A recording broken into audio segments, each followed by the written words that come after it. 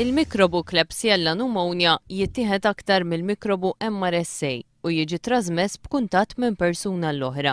Huwa reżistenti ħafna l-antibiotiċi u jista' jikkawża diversi tipi ta' infezzjonijiet fosthom pneumonia, infezzjonijiet fid-demm u fi ġrieħi u anke meningite. Bħalissa fl-isptar Mater Dei feġġ dan il-mikrobu.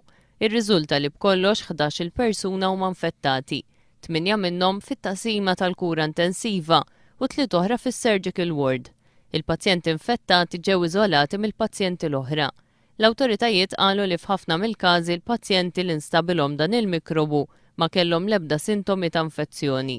Pazjenti morda li jkunu qed jingħataw il-kura huma aktar suscettibbli għall infezzjonijiet ta' dan il-mikrobu.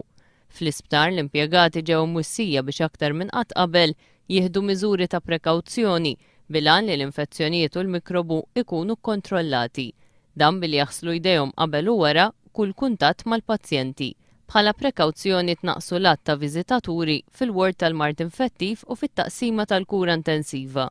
Studenti li qed jistudjaw il-mediċina għalissa mhux se jitħallew jidħlu f'dawn il-wards.